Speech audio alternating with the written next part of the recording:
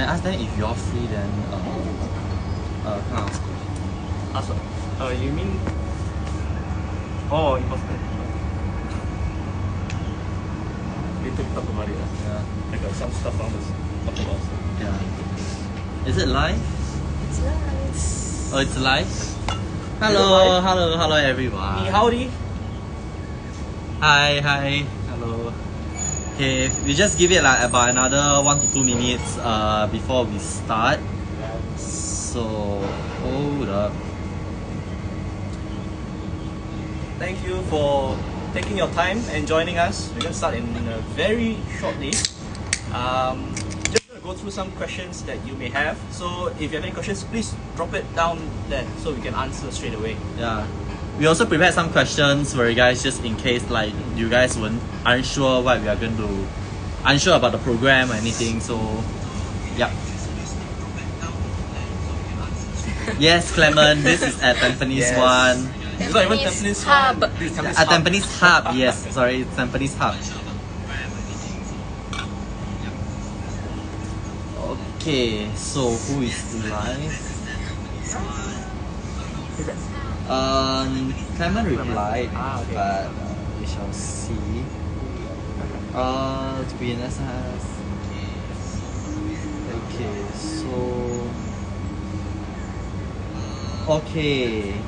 Are there any questions, guys? You all can feel free to ask. Hold on, John Lee. Any questions? Okay, shall we start? Yes, we shall.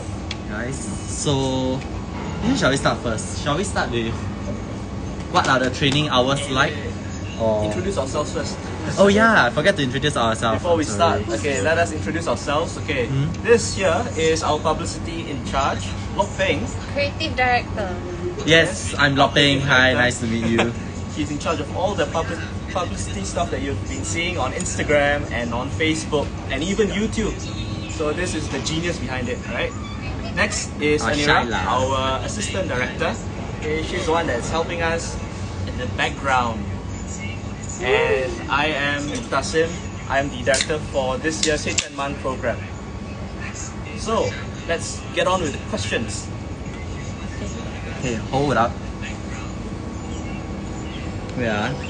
Okay, shall we start? Yes. Really, I have no questions. Okay, the question is please why no wear mask? Okay, I noted that and I started wearing mask now. So okay, that's a good question. Okay, let's move on, shall we? What are the training hours like? The training hours. Okay, Anira will start. The training hours will be from 7:30 till 10:30 p.m. every Wednesday. Subject to changes. Oh, and it will be via Zoom for now. But again, subjected to changes. Okay, so just to add on, right? It's actually did you all mention the timing? Yeah. Oh, you all mentioned the timing. Okay, so in the beginning is 7 to 10, but subsequently as the training hours, right? How should I put it? Like as it progresses, and then it will be somewhere between like Tuesday to Thursday, around there. That is okay. Right now the time is 7:30 to 10:30 every Wednesday. But as our program progresses, we may see some changes. So some of the weeks we may see Tuesdays and Thursdays. You know, sometimes 2 sessions together. This is all dependent on the situation, and the trainers will be updating you guys along as we go along. Hey, should we move back a bit because we cannot see Anira? Okay, Anira, it's a bit wet though. Because of water just now. Oh no. Okay. Anira, is it like closer in? Okay, so I think this is a question for you. How will they be conducted?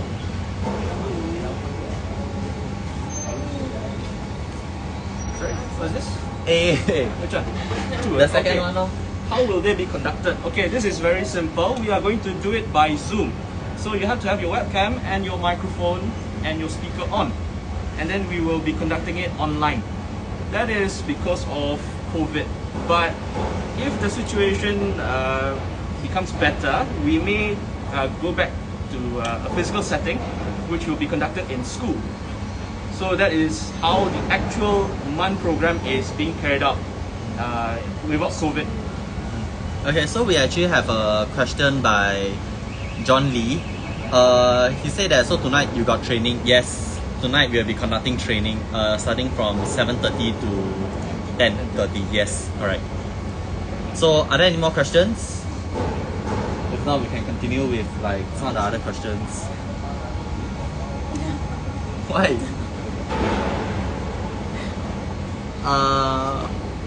What are the training sessions like in general? Isn't this a question from Mufasi? Yeah, sure. Why not? No, what are the training sessions like in general? Okay, training sessions. Okay, training sessions are actually pretty fun. Okay, how it is that people, in a physical setting, we are seated in an auditorium style room, and then each person goes up on stage or to the front of the room and give a speech. At the same time, some of the other trainees or delegates, as we call them, will go out of the room to negotiate with each other, and we call that lobbying. So along the way, the delegates will be creating like resolution papers or working papers. This is to emulate how a UN committee is like and how bills or resolutions are being passed. So the trainers will be guiding you guys along and teaching you how to hone your interpersonal skills, your negotiation skills, your writing skills, and that's usually what happens within the 3 hours every week. Okay, next question. Okay, so I don't know what John Lee mean by who will win tonight. I don't think anybody is going to win tonight. I think Manchester most United, importantly, bro. Manchester United. Okay, but for HNMUN related things, HNMUN related, I think there's no win or lose. It's more about the experience. So everybody will get to learn how to be a delegate of a country, and just like what our director said earlier, give speeches, improving your confidence, self-esteem, correct, and also learn help to improve all your negotiation skills as well. Yeah. So Next question. Next question is It's for Lockpig. really. No, it's for the both of us, I think. How will the trainers assess us? Oh, how will the trainers assess us? I'm not gonna mention all of it, but we basically assess you in a lot of ways, and one of the ways is actually via progressive, like Continuous assessment. yeah, it's like a continuous assessment, and this continuous assessment actually includes how is your progress from the first committee session up to the final committee session. Let's say your speech, correct? Your speech, your negotiation skills, how you stand up as a country, how you defend your stances if you're representing a particular country, and most importantly, if we want to see if you have the leadership as, let's say, a block leader or like as a delegate, correct? So these are one of the many aspects that we will actually evaluate and see how you all perform in order to select the final team members. Yeah. So you got anything you want to add on? I think for our team, all of the trainers have their own styles of assessing each trainee, but for me, I think a simple framework that we can give you is that we will assess you by your speech, your public speaking skills, your research skills, and also your lobbying skills. Yep. Alright. So next question. What's the next question? Will dinner be served?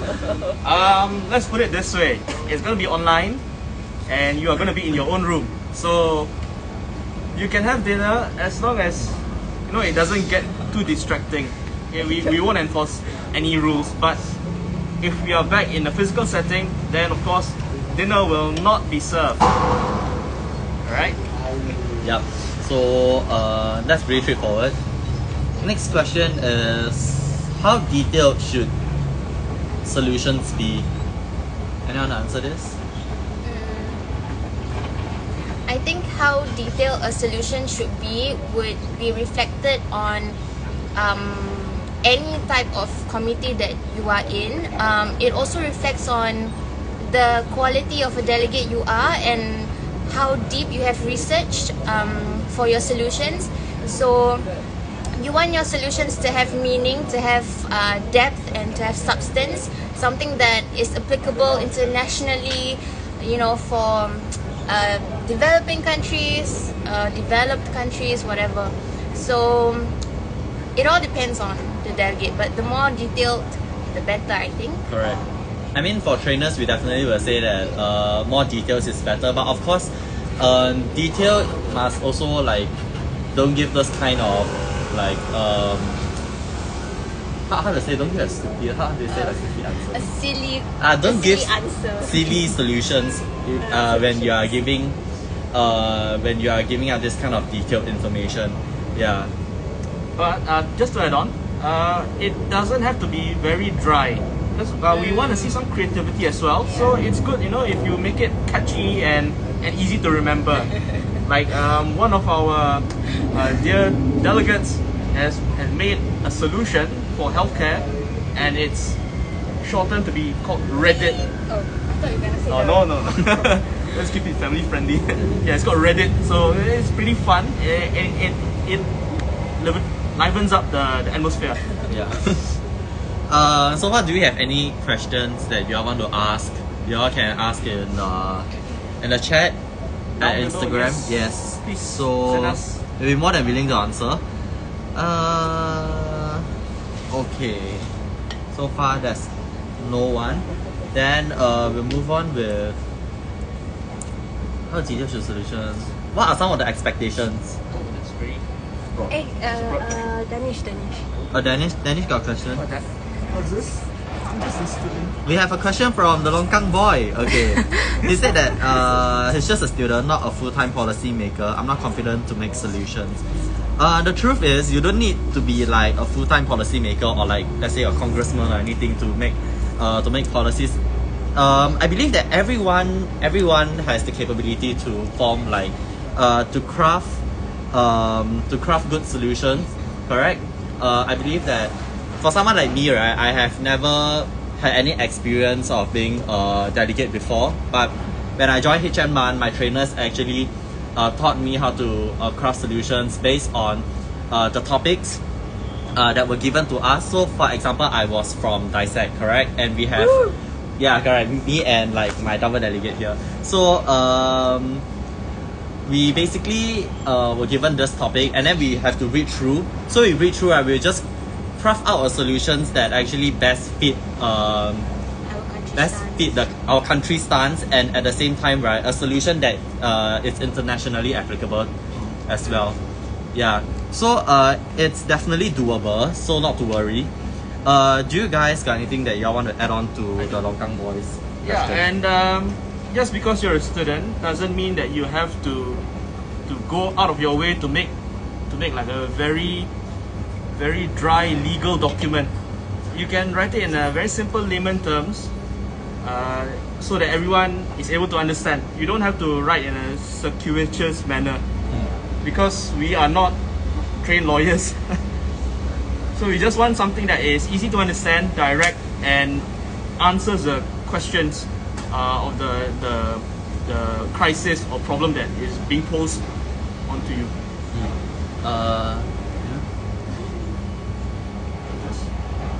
Longkang boy posed another question. What if my policy is weak but I'm a good speaker? Does that account for anything? Okay,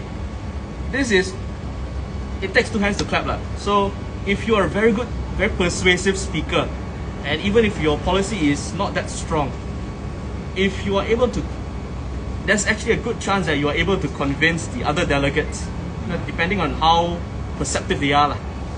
But if you are very convincing, even the weakest of solutions can be approved. That has happened before, and I'm pretty sure it will happen again. Yeah, correct. Actually, sometimes, like let's say like what the Longkang boy say, right, policy may be weak, but the HNMUN in general is not always about solution. Like what a lot of our trainers actually told us, it is actually how do you call it? Like a diplomacy? Yeah, it's actually like a social game, you know. So you have to understand what the other delegate is thinking. Like let's say if you think the other delegate is being left out and then the solution is not being included into the specific block, or we would on layman terms like an alliance, correct? In like the alliance document.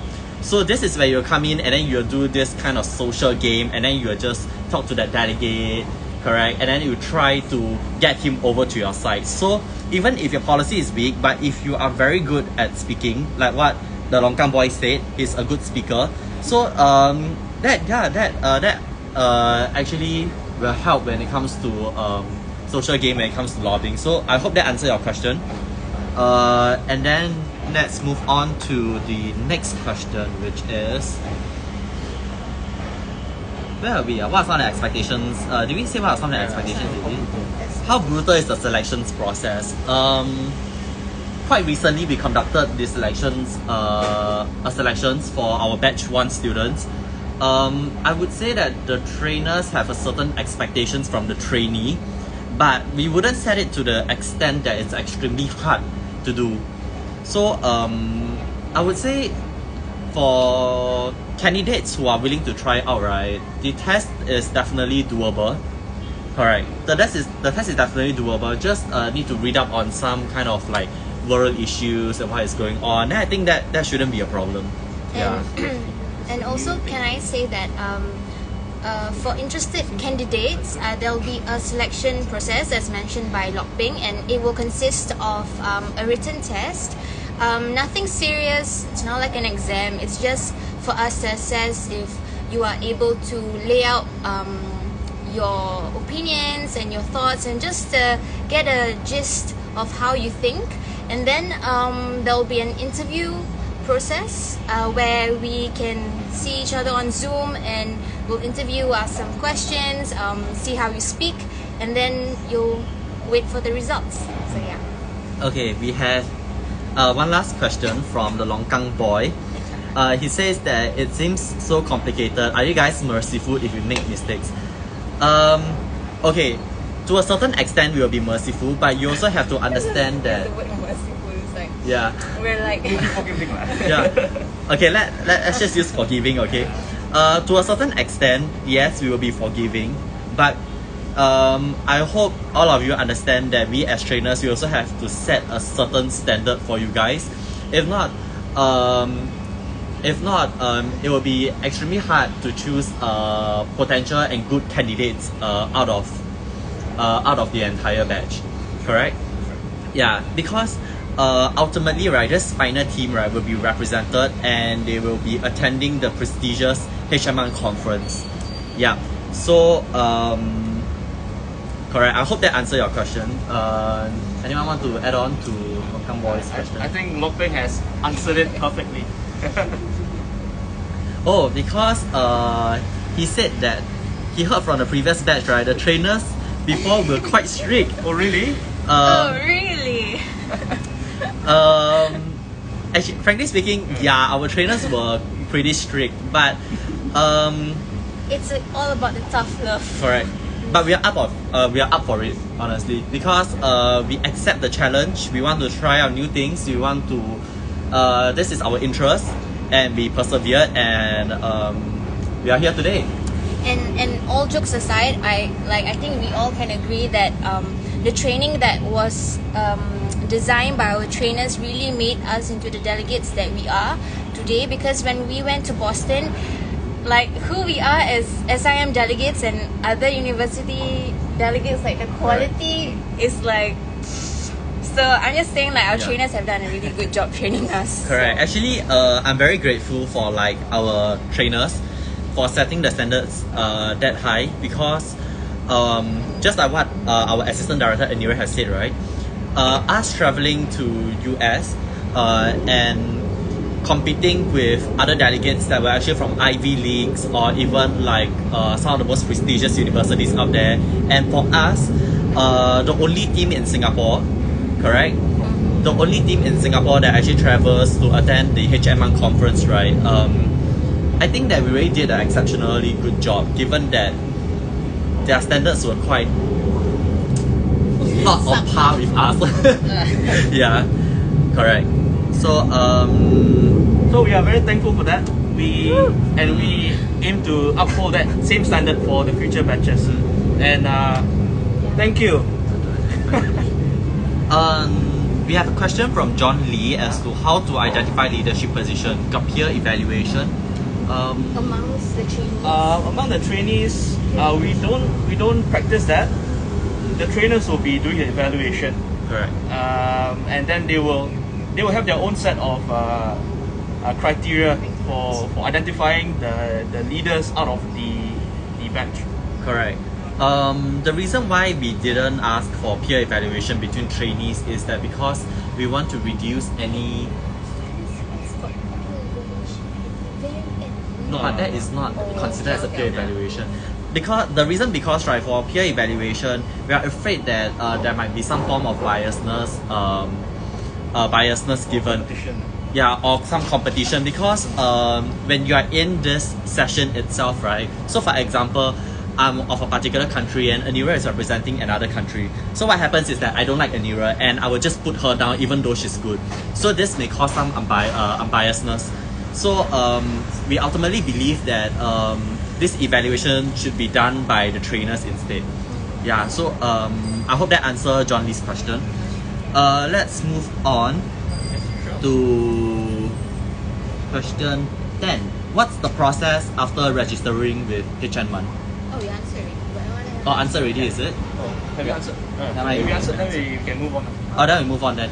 That question is already answered, so we move on to the next question, which is, will we get to go to US after registering with HNMUN? Yeah. Okay, that one is... Okay, first of all, if you register for MUN, it does not guarantee you a spot in Boston. You'll still have to go through the training program, and you'll still have to go through the you still have to go through the selections process at the end of the program. So if you are selected into the final team, then you will be able to go to Boston. However, right now we are facing a pandemic and the situation in the US is actually pretty bad, so we cannot guarantee any form of overseas trips. This is all subject to the respective government travel advisories, be it Singapore, US, or even the other months that are available around the world. So this is still something that we cannot guarantee thus far. Alright? Sorry, the drink is very gassy. Okay. So the next question is, what's the rough timeline of the training? Okay, answer again. You answer again? Yeah. Okay. Okay, the timeline will be from September all the way till late November. Okay, that is inclusive of your final selections. Afterwards, those who have been selected into the final team will go through another round of training, but it won't be as intense. It's just to prep them for the actual conference. That will go on till say about January. Of course, we're going to give some break time between the final CS and the post selections training. Okay, so just to add on to what our director have said, right? The training starts from September to end November, correct? And within this period, we have split it between a few committee sessions. So within that few committee sessions, like let's say there can be about 3 committee sessions inclusive of the final committee session, and from there we will select the final team. So once the final team is out by December, we will give this final team an additional training all the way till January. Yeah, about January. So if everything is as per normal and the US open its borders by then, so the final team will get to travel to the US, but that is still subjective, yes. So do you have any questions? No questions. Okay, so next question is, can people with previous MUN experience still join the HNMUN program? which includes the previous batch that attended the HNMUN. Anira? For returning trainees, you can join our training program, but you won't be going to HNMUN per se, but we will be sending you to other MUNs available, like regional MUNs or national MUNs. But unfortunately, you won't be specifically selected for HNMUN. Next question. Okay, so is this more like a program or is it leaning towards a committed CCA? It's more like a program. Just Yep. 1 year. Correct. Is it 1 year? Almost 1 year Almost 1 year. commitment. Half a year. Close to 1 year lah. Close to 1 As year. a trainee and then as a trainer. If you get selected as a trainer, then it's 1 year. Okay, so like let's say if you were to start from September, right, and then you will last till next year Feb. So yeah, that's 1 year lah, basically, correct. Yeah, so that's 1 year. Yeah, so like for example, you start in September all the way to February as a trainee, and if you do get selected, you will have to commit to training the next batch. So that is maybe almost 8 months to 1 year of Yeah. Close. as a trainer. So yeah. Okay, so question 14 is no 15. Will there be a second student involvement drive? Okay. Yes, this is it actually.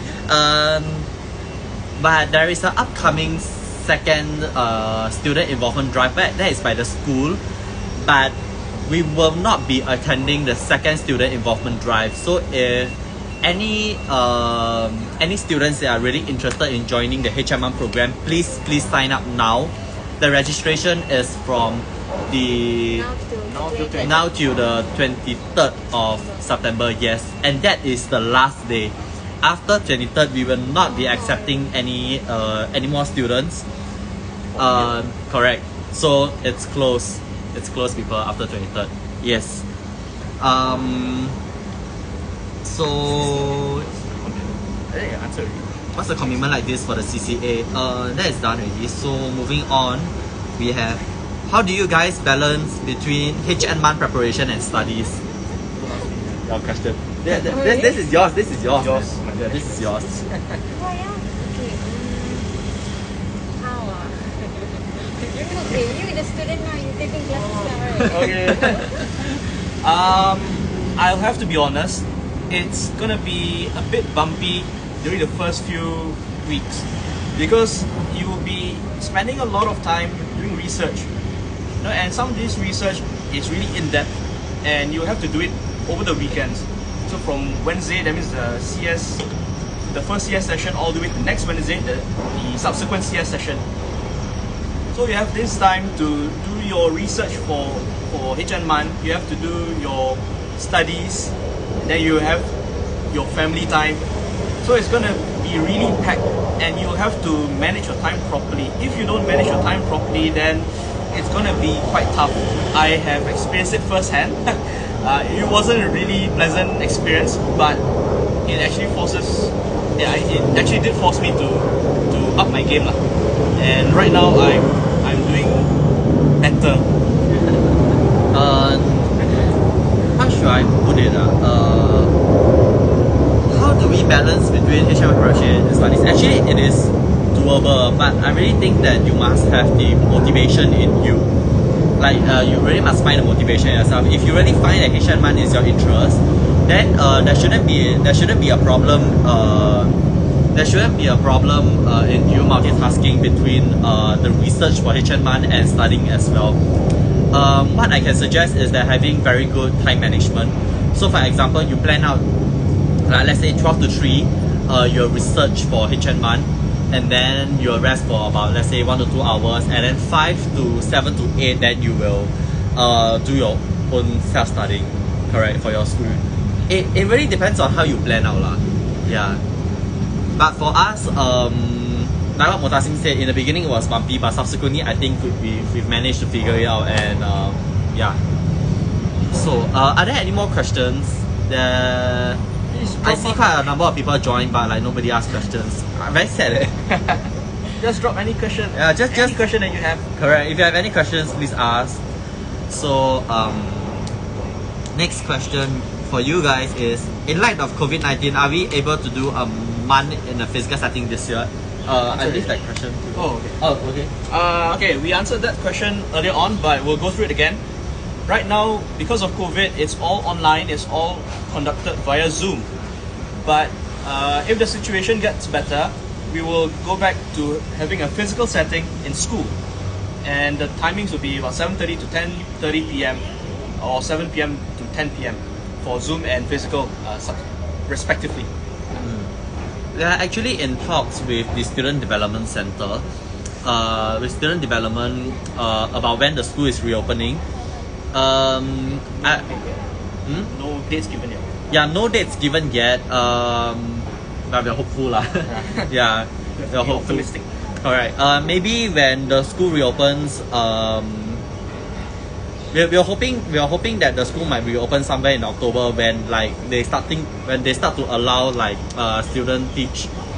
The teacher to teach the students in classes. Oh my god, what am I saying? Yeah. Okay, so next question is: what is the most important thing trainees should know when they are undergoing HNMUN training?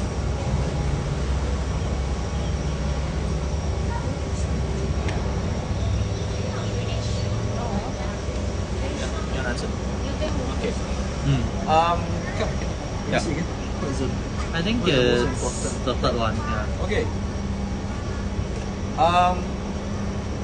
It pays to have a clear goal in mind, because one session will be divided into 3 days, 3 weeks in total. So you must have a very clear goal that you want to achieve by the end of those 3 weeks. So the journey will be very tough. You're going to face a lot of opposition. People are going to shoot your solutions, and you have to counter them with your negotiation skills, your speech making, and compromise. And along the way, you may feel that you're gonna get lost. But if you have that goal, you can strive towards it. So you have to set that thing, and make sure that you don't lose your bearings. Okay, so what is the next question? What is the biggest takeaway when you're in the HNMUN training? When you're in the HNMUN program? All of us can answer. You start first? Okay. I think for me it will be a journey to self-discovery. Sounds very cheesy, but that's my experience anyway. I used to be very shy. I mean, I am still shy, very soft-spoken. But definitely HNMUN has honed that public speaking skills for me. And now I'm not so I don't know, scared to talk and to go up to a crowd and whatnot. So yeah, that's for me, self-discovery. What is the biggest takeaway when you're in the HNMUN program? I think is negotiation skills for me. I feel that meeting with delegates from other countries, striking a conversation with them, initiating talks, and then coming down to a compromise negotiation, I think that is very important. And this is something that you will carry on with you even when next time you're at work.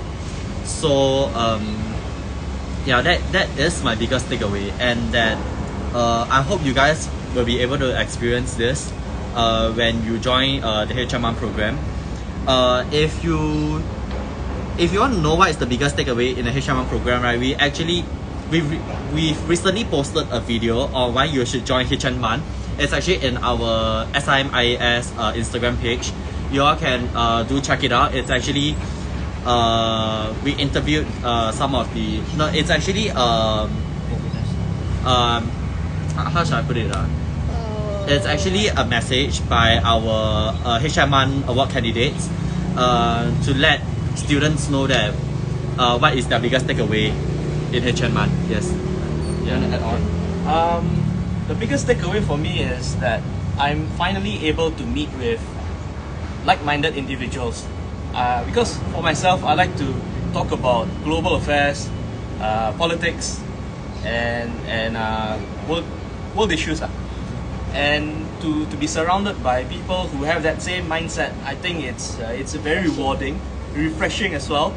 And because I also love to talk and debate, it's actually very, very fun for me. And I have no regrets joining HNMUN.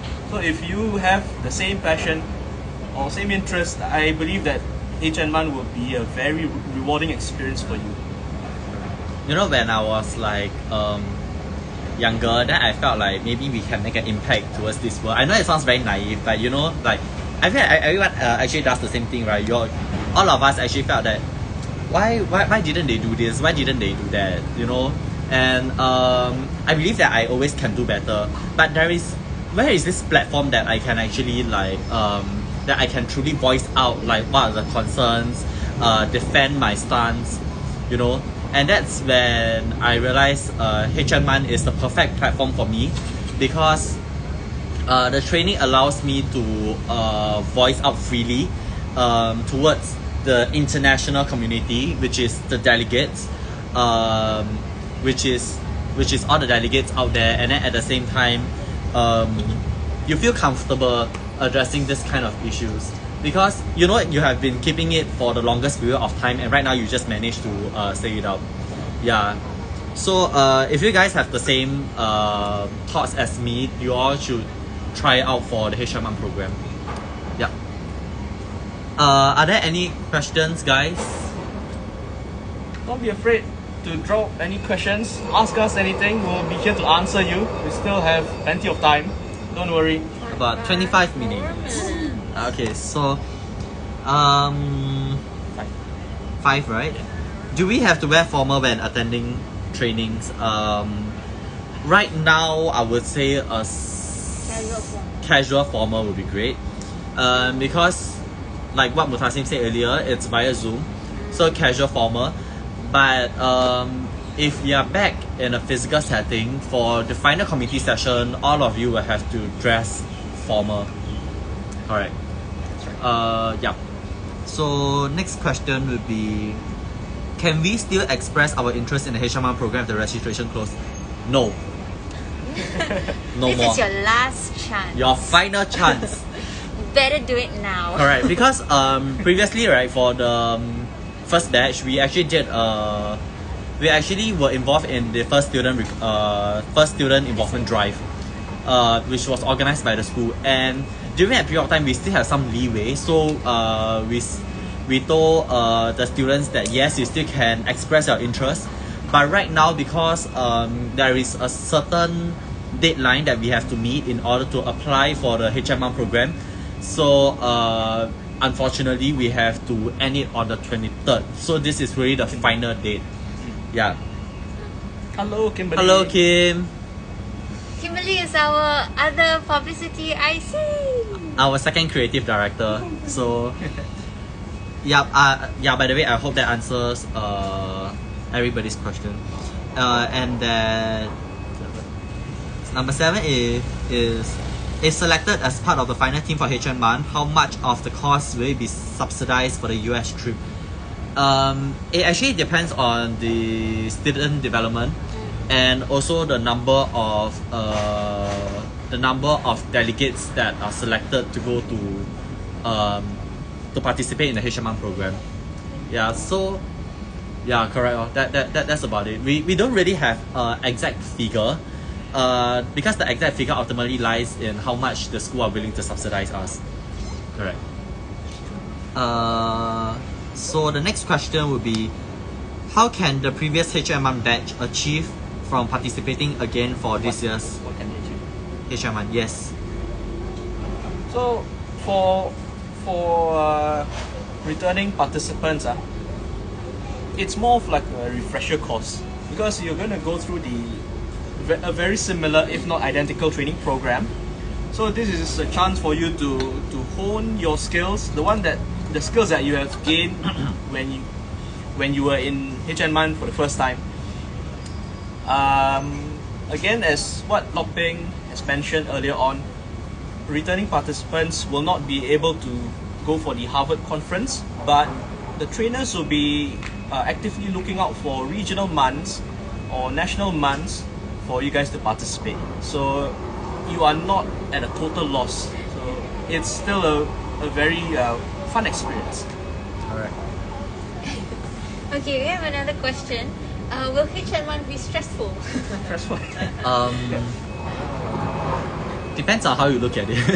I think with school, with work, with any environment that you are in, it's normal. It's nature for it to be stressful, but I think it's doable.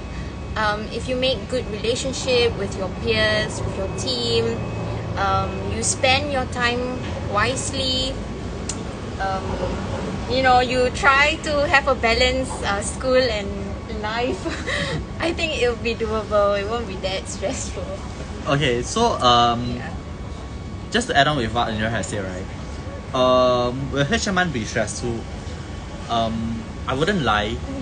That there is a certain stress to it, but for me, right, because participating in this program, right, it has all along been my interest. And if it is my interest, I'm willing to commit to it. I'm motivated, and therefore I'm willing to spend the additional time, right, to improve on myself, to participate in this training and this program because I'm motivated to.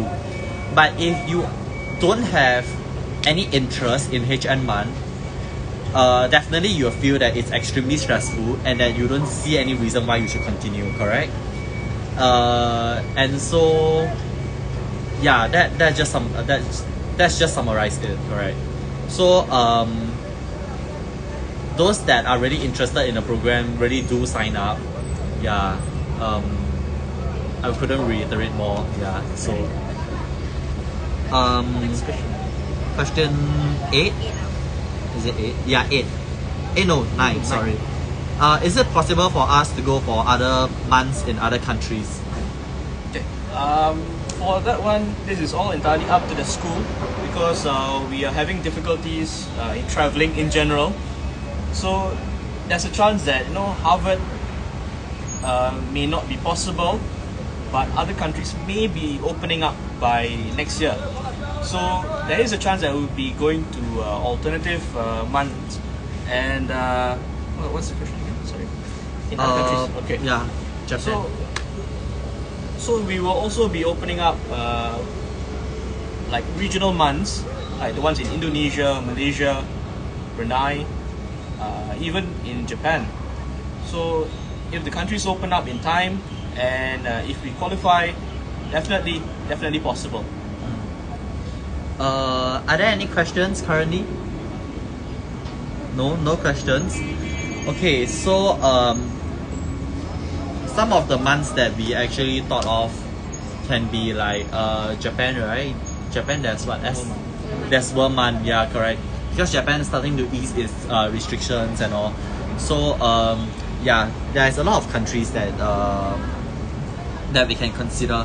So the next question will be, what can we expect in a session? Still too early to let you guys know because there are some of you guys that don't have the experience in MUN. But what we can say is there will be issue that will be brought up and that countries will go up to the stage to address their issues according to their country stances. And you guys will basically debate, and then you guys will debate with countries that is against you, against your country, or even working together, compromise, negotiating, and ultimately producing a document which will be adopted by the international community. Yeah. So next question would be, what can we, sorry, I said that question already. Can we participate in more than one club? Personally for me, I feel that HNMUN should be sufficient But if you can multitask, like if you are really really good at multitasking and you really feel that on top of your studies HNMUN you still have additional free time, then why not? You can join other CCAs as well, you know. We have like our friend, our teammate, Kaiki. I think he joined a lot of CCA, about 3 CCA. Okay, about 2 CCA and 1 program, because this is not exactly like committed CCA as mentioned earlier. So he's actually in the HNMUN program. He's actually in Broad Game Society, and he's also in Student Council, I think. Yeah. And on top of that, he's also studying. He got pretty good grades for his exams as well. So yeah. Next question is, how can HNMUN enrich my student life? Tanira?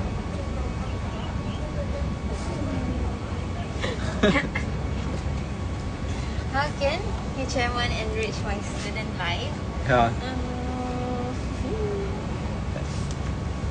Haro, everyone waiting.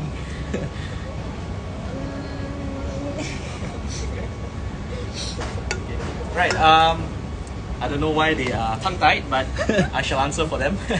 Okay. How can this program enrich your student life? Okay, let's talk about skills that you can gain. First of all, you are able to gain interpersonal skills. That means the art of negotiation, the art of compromise, and getting things your way as tactfully as possible. These are all important skills that you can learn and apply not just in school but also at the workplace. Not just that, you will also be able to finesse your speech making skills.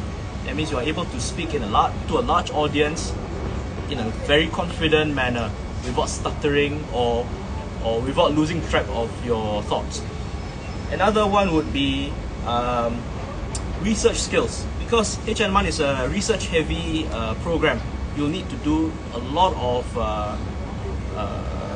researching, not just to support your argument but also against your argument, so that you can have a balanced view and present something that is present a solution that is bulletproof once you have solved all the issues that you have come across.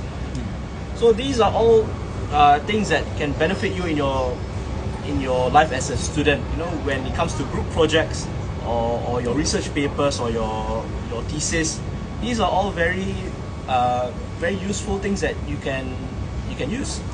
And ending on to that, I think HNMUN also helps to polish your soft skills as well. You know, like how you talk to people, how you deal with people, how you capture them, how you like persuade them and whatnot. I think it also helps to sort of upgrade you as a person as well. These are skills that not only you can apply in school, but it will definitely go a long way in your life. So yeah. And think about it, some of these skills you pay hundreds of dollars to learn outside, but in HNMUN you get it for free, courtesy of us. It's an experience like no other. Kidding. I mean, no kidding. Sorry. Kidding. But TLDR, it's actually very beneficial, and you will be able to use and adapt all these skills into your student life. So not to worry, you're not losing out. Okay, the next question is, what was the most memorable topic that you have done? To me, I start first? Most memorable topic. I think there's 2 actually. The first one was actually during my final community session, me being as North Korea. And I think the committee was on legal and the topic was on cyber security. Correct. And me being North Korea, cyber security, it's sort of there's a lot of things to talk about. Correct. And so there's a lot of things that I could have done as a North Korea delegate. That's all I can say. And for the final committee session, me and Anira, which is also my double delegate, oh no, that was the actual, not the final, sorry. That was the actual committee session, right? HNMUN, right? We were actually in a dissect committee, which is the disarmament and international security committee, right? Yeah, international security committee. Yes. And then from there, our topic was on foreign intervention in civil wars. Yes, correct. Yeah, correct. Yeah, and so our country was Eritrea actually, which was also quite exciting because it was pretty competitive, but we ended up having one of the best blocks, and we were being praised by the Dyers. And I guess it's very commendable for us because as an African country that is extremely militarized, like literally like the black sheep in the committee, but we were the best block, I would say. Yeah, and we were really the best. We had the hand on you know maneuvering the committee and whatnot because I guess we paired up with the right teammate with another delegate, and that was a match made in heaven. I guess like that one was very luck lah. It was luck for us, but yeah. We literally have the power to sway in wherever wherever the direction that they are heading towards. That's just how much power that we have. Correct. And the power is not just within us lah. We are not that selfish lah. We actually share it within the Netherlands delegation as well. But yeah, that was really one of the most memorable ones. Yeah, anything to add on? Like it's the memorable topic that you have done. Okay, memorable topic. It was a SOCOM committee back in 2019. The topic was about preventing no, SOCOM was what? LGBT. That was CSP. Yeah. To ensure LGBT rights are being upheld in the countries, if I'm not wrong. And I was representing the USA, so it was a very exciting time because USA is very multi-layered. You know, in many ways it supports the LGBT movement, but the current administration with Donald Trump is very anti-LGBT, even though they say that they support. So my country, along with my partner Natasha, we were constantly being bombarded by other countries for being hypocritical. And of course, being a very influential country, I had to flex my muscle everywhere and anywhere and anytime. And it was pretty fun, but it also opened my eyes and made me aware of how being a big country really doesn't matter, because you can be the most influential country in the room, but you can be the most easily toppled because there are so many interests against you, and you really have to play your cards right. And it's not a guaranteed success if you are a major superpower within the committee. It was quite like quite tough for him during that committee session because there were really a lot of delegates that were bombarding them from all directions. Like even our trainers were bombarding them, and then like the delegates were bombarding them, and then he was just you know, and he just like to the extent he just like oh my god, like what should I do? He carried himself well. Correct, he really carried himself well. Make America great again, and then walk off. He always walk off with a slogan like God bless the States, God bless the United States of America, you know? Yeah, so all those stuff, you know. Yeah, basically that must be it. Michelle was saying that y'all were the best duo with the Netherlands delegates. Thank you, Michelle. Okay, then Michelle also mentioned that LGBT must have a lot of spicy speeches. If your country is a country whose stance is against the majority, how do you play your cards? I guess like for me, right, in that committee I was Malaysia. I don't know. I think maybe the trainers assigned me that for like giggles or something. But as a Muslim country, right, I guess I played my cards right in a sense that I never outwardly said that my country is against LGBT, but I really did like search up all the laws and the federal laws and whatnot that saying that states whatever. But then I played my cards right lah, in a sense that I showed the empathy towards LGBT and how my country can help them in terms of like healthcare, education, blah blah blah. But yeah, it's just like twisting the narrative a bit. But like to add on to what Anira said, Anira actually mentioned not to say, right, but if it's someone like me, because for CS3 I actually got Iraq, I think, or Iran. Don't know Iran or Iraq. But either way, Iran. I was Iran. But either way, I cannot avoid that, right? Because everyone knows that, and so I cannot just say I'm neutral about it and everything. But I have to say that I oppose. So for like what Michelle actually said, right? For me, although I would say I oppose, but for my position paper, right, I will try to rephrase it in a sense that I wouldn't admit that they are LGBT, but I would just say that they are more towards like least educated, or use those kind of words, right? Vague words. Yeah, use those kind of vague words, right, to actually play around with the narrative. So so in a sense, we are trying to say that we are against LGBT, but we do not believe in LGBT because everyone is equal. They are just men and women, Yeah, that's just how I play around, and that is how I managed to secure myself in a block as a core member. Yeah. So I hope that answers like Michelle's question. So let's move on to like the last few, which is why should you join HNMUN? Faster, why should you join HNMUN? I think that's the last question already. Okay, will you start first? Huh? No, Mutasi start first. Okay, why should you join HNMUN? Because you're gonna gain a lot of skills, you're gonna gain a lot of friends, and you're gonna gain a lot of insights into worldviews that you've never ever seen before. That's right. Making friends from international community, and also it's really about the experience for me because I really enjoy it. Like although I just keep getting scolded by the press corps and everything, but yeah, it's very annoying, but I sort of enjoy it. I don't know why.